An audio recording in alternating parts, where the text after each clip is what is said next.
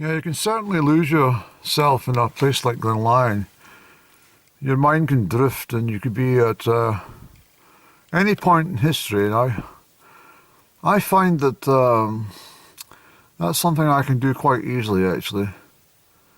I can travel in time and also to far-off places.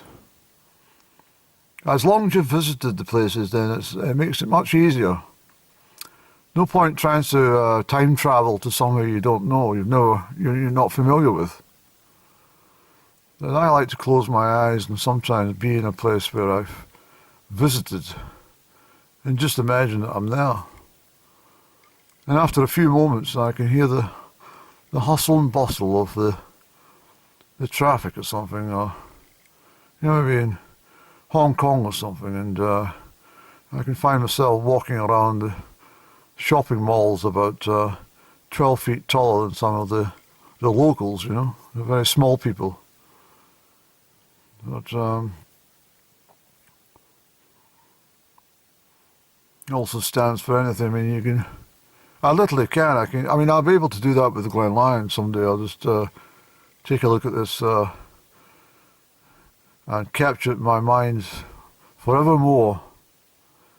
And then one day I'll be able to be in the garden or something, just sitting there. I wonder what it's like up in Glen Lyon this afternoon. I'll be able to close my eyes and just imagine this scene. I can add a little bit of colour to it if I want. I can even add in some people wandering with a rucksack or something. Or a cyclist passing by, anything. I could put in a couple of Canadian geese floating by in a late October evening or something.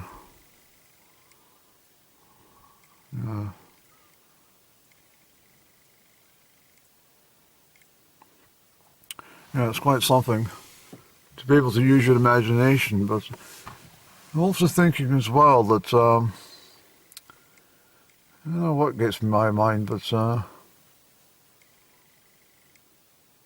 when I'm maybe standing cooking breakfast or something, or stirring a coffee cup, with my rolled cigarette all prepared, I sometimes think about shops and the people in the shops, the people who, the retailers, or the people who turn up every single day and open the shops. They're always there. You never notice that no matter what time of day that you pass, within their opening hours, they're always standing in the shop. They're always there. And you start to wonder what would happen if they weren't there.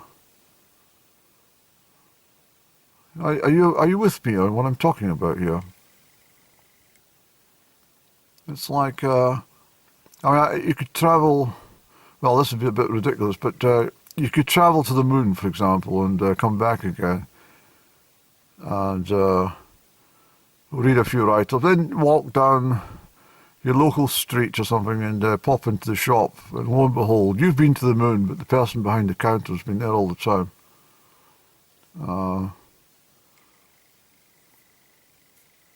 I find it quite amazing that no matter what I'm doing in a particular day, right now somebody's in that same shop that they spend a huge part of their life in, sometimes 5 or 6 days a week, 8 or 9 hours, per day. It's a long time, isn't it? Just been milling around their own shop, greeting customers as they come through. Well, they don't really greet them anymore, do they? But I always think about this, and then I can sort of think about this is the time travel part.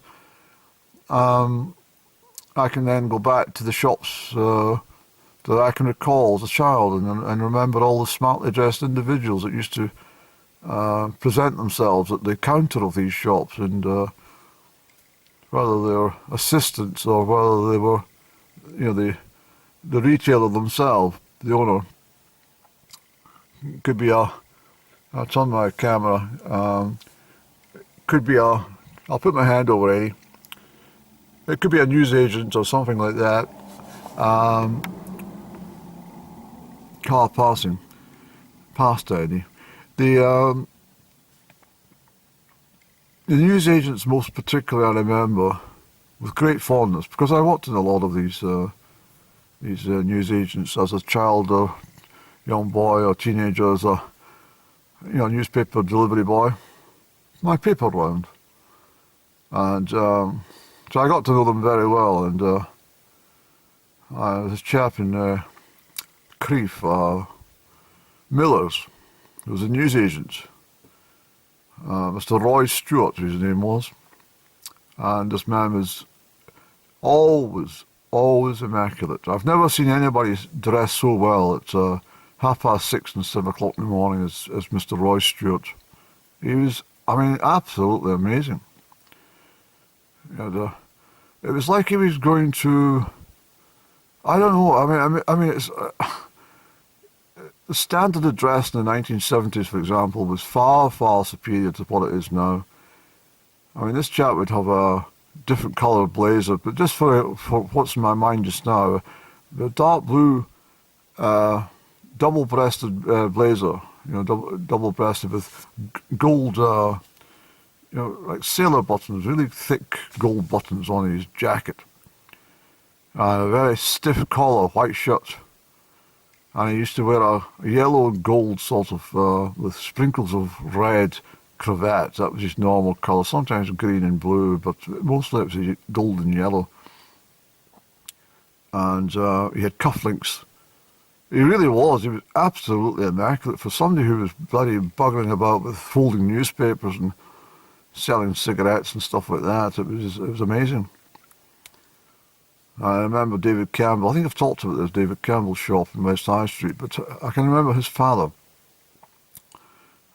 David and Sam. Sam was the father. They both passed away, of course, but old Sam Campbell used to turn up to help out in the shop, even after he was retired. But he would come in, and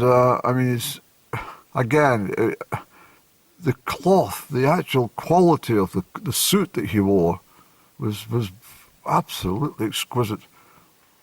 And he had these very, very highly polished shoes, and he had the white spats which cover the shoelaces of the shoes, to keep the shoelaces clean.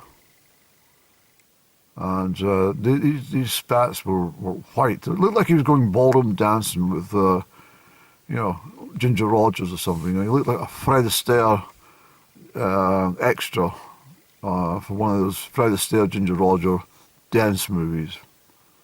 He was really, really immaculate. And then the other newsagent, Frank Band, I remember him very well indeed.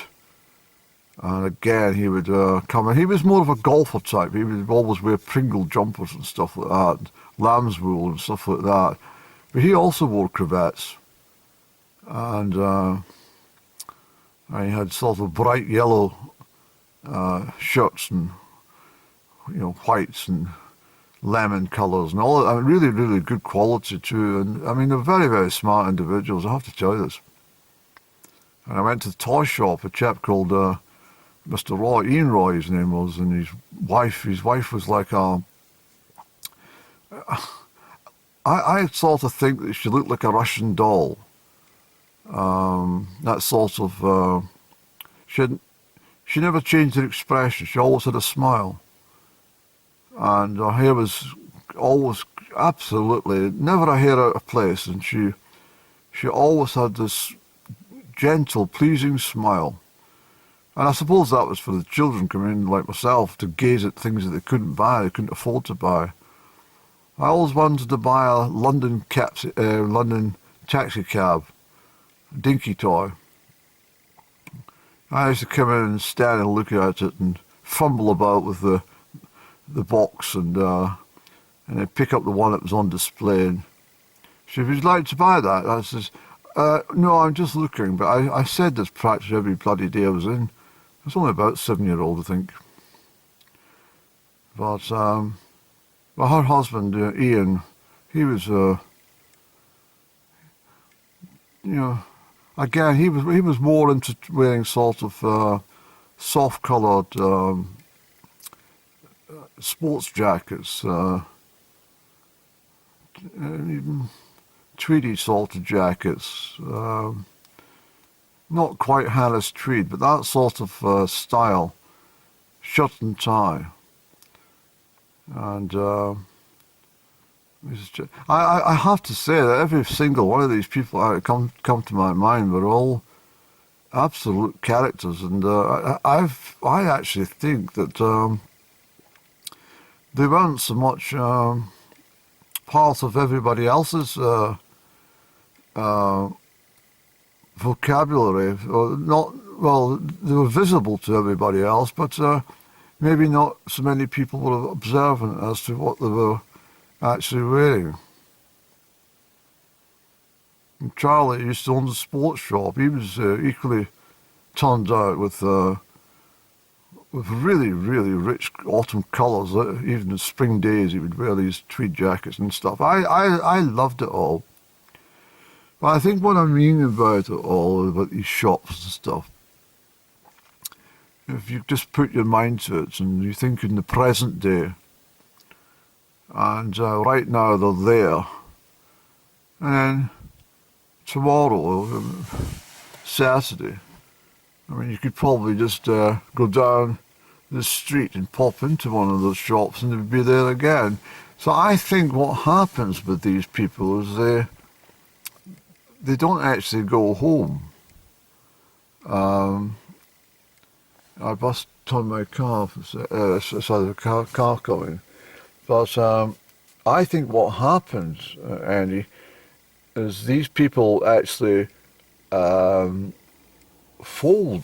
up. I think they actually fold themselves into a sort of like a box shape, or a collapsing sort of figurine or something, and they fit themselves underneath the cash register or something, under the till or something, you know.